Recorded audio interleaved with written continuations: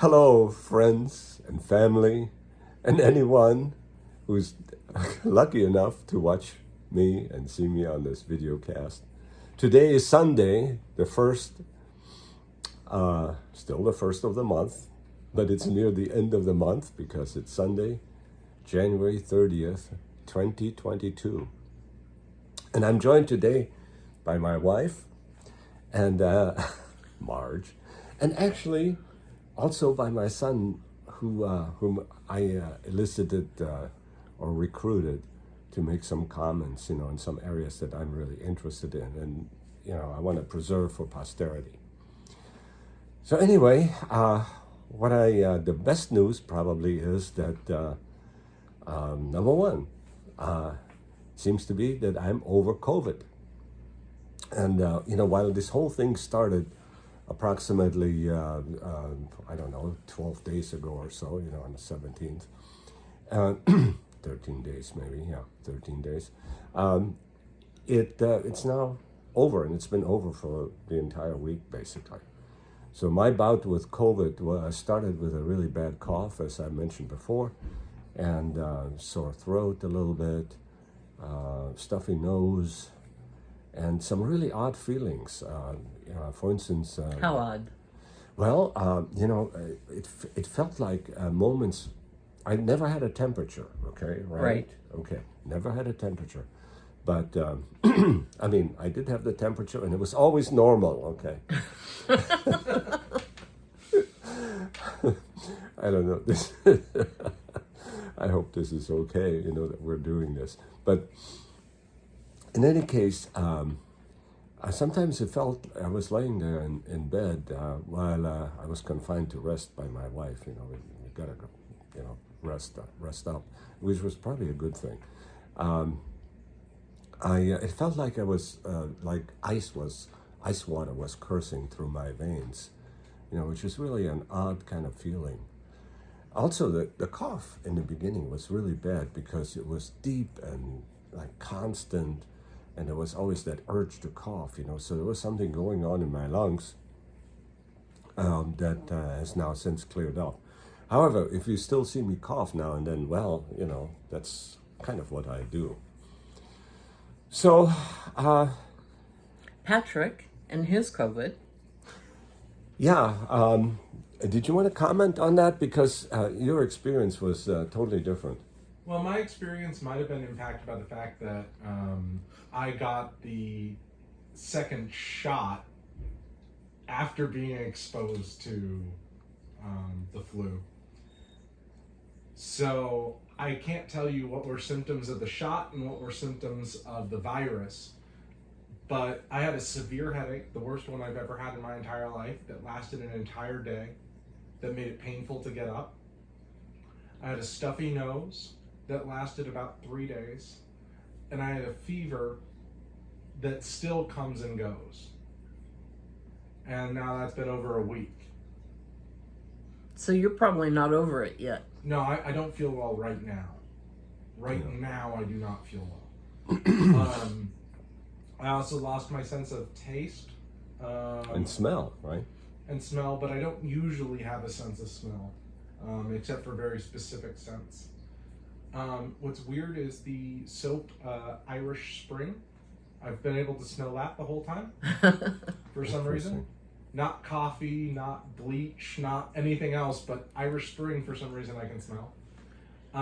It's because you're half Irish. And the Wait a minute. Irish Spring It's is only not, about a quarter Irish because you're half German. Okay. I'm not half German. I'm only like 23% German. Okay, so there you go. So he's still Irish Spring's American. Well, whatever. Irish. I love Irish Spring. In fact, I can smell it from here.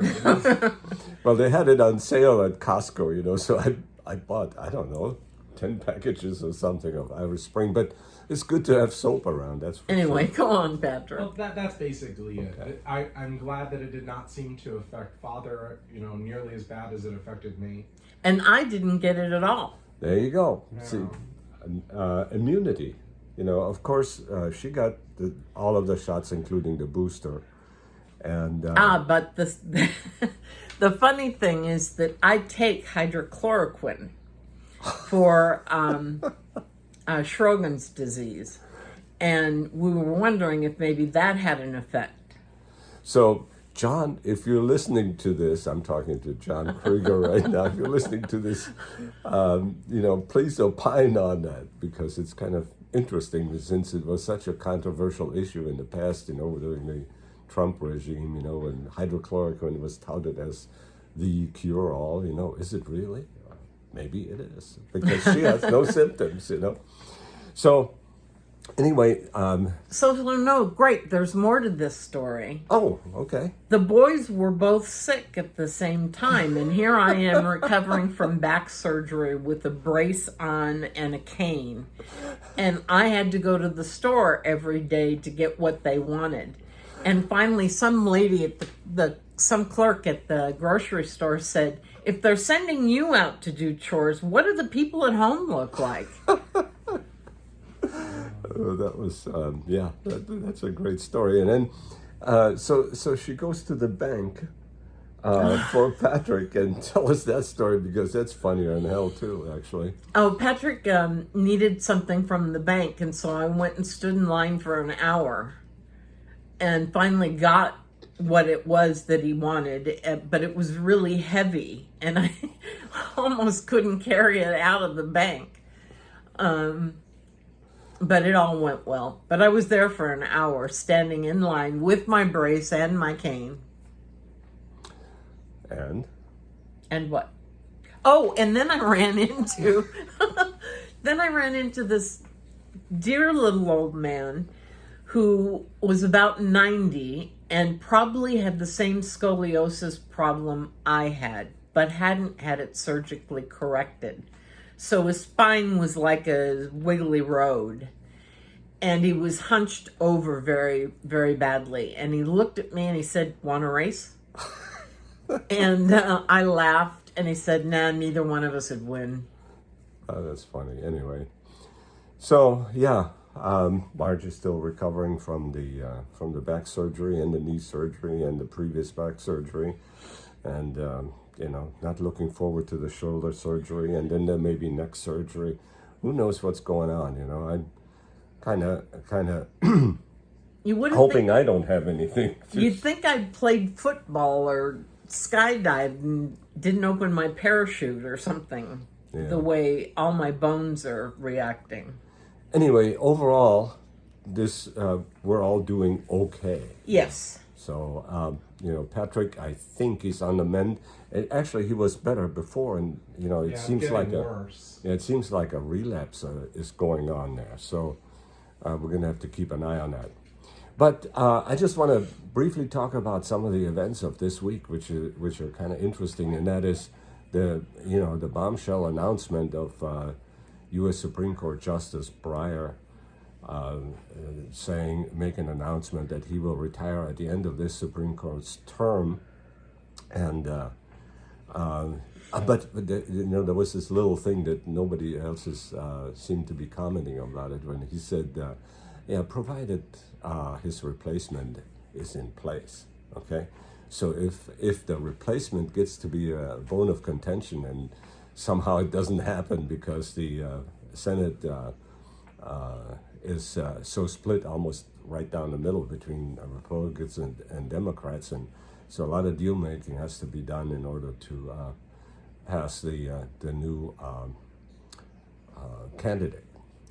But one of the things that kind of disturbed me, and Marge and I were talking about it, is because Joe Biden, our president, just came out and he says, "I'm going to appoint a black woman to the Supreme Court," and without being overly political, that just seemed to me like a well, actually, it was Marge actually that was sensitive to that first, and this is probably the most racist thing I've ever heard, that somebody just for the Supreme Court, the top court in the United States, that our president makes an announcement that it'll be a black woman instead of the very best candidate. So if you want to comment on this. Yeah, Title VII of the 1964 Civil Rights Act says that you employers are still allowed to appoint the most qualified person for the job. And what he has done is said, I'm not going to look for the most qualified Supreme Court. I'm looking for a black woman. And that is against the law of the United States.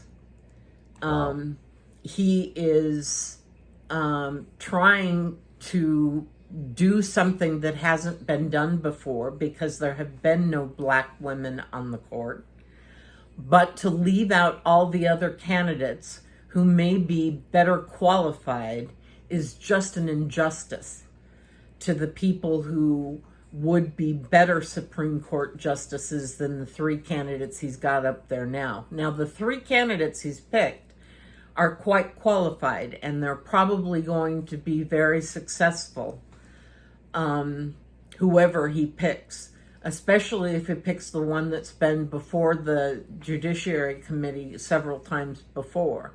Yeah. It'll be more of a slam dunk than otherwise. But to go out and say that all whites, all other females, all other races, we haven't had an Asian on the court. We have had one Hispanic on the court. We have had very low representation of other blacks, and they won't claim Clarence Thomas because he doesn't vote the way they want him to. So, yeah, as a matter of fact, Clarence Thomas doesn't even show in the, what is it, the Black History Museum. Yeah. They have a huge picture of Anita Hill, But not Clarence Thomas. but no pictures of Clarence Thomas, even though he's a black justice. Well, there's something really going on that's kind of strange, you know, and you know, I think my viewers know my sensibilities, that I'm a conservative kind of guy, and I don't want to be overly political on this whole thing, except for the fact, you know, that you know, I noticed that Democrats particularly are really polarized to one way or the other. For instance, on National EV Day, you know, Biden went to the Ford company and GM and invited all of the CEOs of of the car companies that are supposed to start to produce vehicles, but they excluded and didn't even mention Tesla, which is an American company that has outmade cars from all of the other car companies combined. So here you are, you know. I think if Republicans were to do this, or a Republican president were to exclude somebody, let's say, I don't know, exclude somebody that's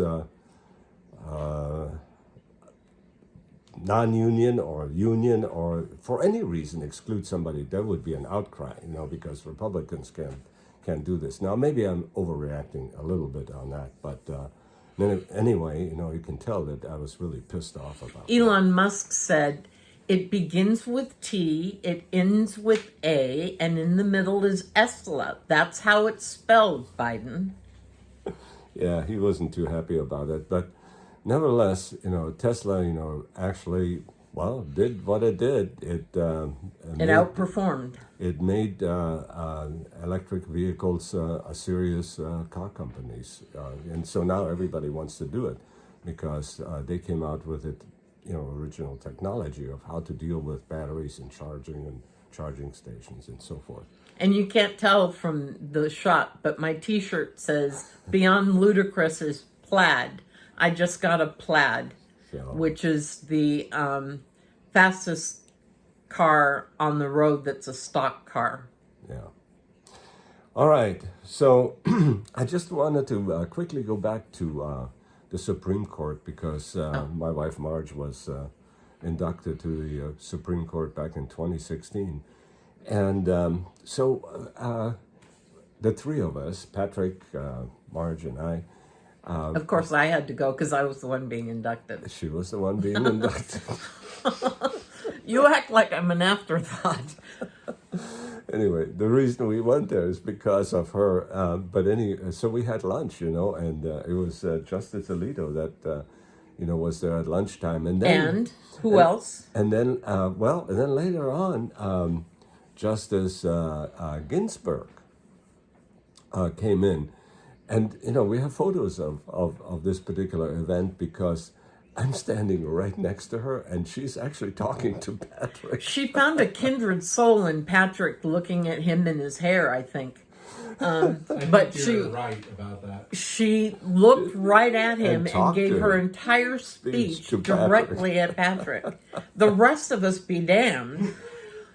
She was going to tell Patrick the story. Yeah, which was interesting, is because somebody asked the question, how she got into this, and I can't remember what all she said because I was kind of dumbstruck that I was actually stuck standing within a foot of her. Yeah. So I think maybe you'll see a picture up here sometime, in this particular video. If I can find it, I'll certainly post it. All right, so yeah. So You ready for me to leave now? No. This is wonderful because it's such a free for all. That's I'm really having a great time. So the other issue that's still hanging around and it got to I don't know when it will come to a crescendo, but it is the issue of the Russians amassing troops on the border of the Ukraine. Ukraine means border in Russia, and so here the Russians are. It's not just troops. Yeah, it's infrastructure and everything. Yeah, that's true. So, actually, Patrick has been really following that and studying it in great detail. And Patrick, if you do have any comments about what do you think is going to happen there, I'd like to maybe you can briefly comment about. Why we should be there, maybe we shouldn't be there, why we should be supportive or not supportive. I'll shut up. I'm actually not going to talk about that too much because I don't want to get political, and unfortunately there's no way to discuss this without getting political. But I can address a couple interesting facts and stay neutral that way. There are between 100,000 and 130,000 Russian troops amassed on the border right now with Ukraine, which is about 20 to 30,000 more soldiers than Ukraine has. Ukraine has a standing military of about 100,000 right now. So that's not good. What's the for Ukraine. population of the Ukraine? I actually don't know off the top of my head. I'm sorry. But I do know that they have a rather large reserve force, which they're currently not mobilizing. Somewhere around 1 million men in their reserves. Wow. But that's people who've had some sort of military training since 2014. Yeah. But they're not calling them forth right now. I know that the Russians sent a document to the United States to secure peace. They say they won't invade Ukraine if the United States promises that the NATO will never accept Ukraine as a member. Why is that such a big deal with Russia? Because Ukraine is right on their border, and NATO was specifically designed to fight them. Oh. Yeah. And of course NATO or the European countries, are saying, well, hell, if you're going to have democracy in the Ukraine, they can decide where they want to be, whether with Russia or the well, that's something that a lot of people the Warsaw Pact or the NATO. That's something that a lot of people are bringing up. That is, why did Russia approach the United States about this? And why not the Ukraine? Not the Ukraine or NATO. They approached the United States. That's interesting. Which is interesting, and I think that. Not to get political, but I think that's frankly the deference that Russia wants. Yeah. Russia wants, when something goes on in the Eastern Bloc countries, to come to them rather than the Eastern Bloc countries. That's in their sphere of influence, It's just like, I think Putin even said, didn't he say, hey, maybe I'm going to send troops to Venezuela and Colombia, right? Well, they actually fired yesterday or today. they fired on some Irish military installation. Now you're getting me interested. Well, I don't know what exactly happened. I just know that the Russians did some sort of military action against Ireland today. So, Miss X Ryan, you're 75% Irish, right? Right. 25% German. It's more 82% Irish. But I'm just rounding off to the nearest 5.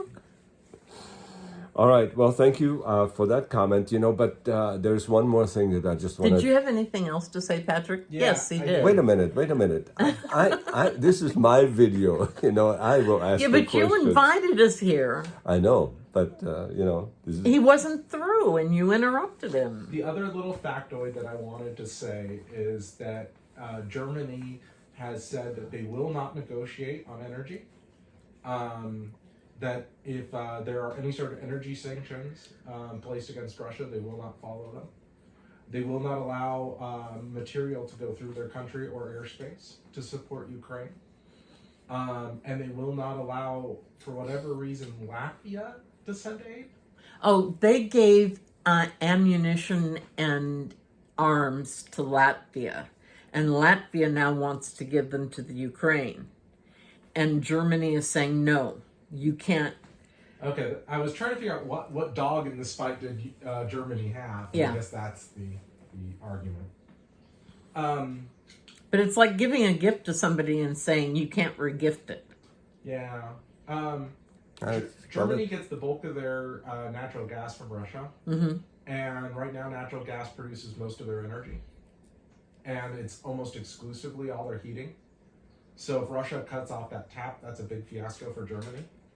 Yeah, as a matter of fact, there was one of the front page headlines on Wall Street Journal recently said, Europeans are looking for alternate ways to get gas.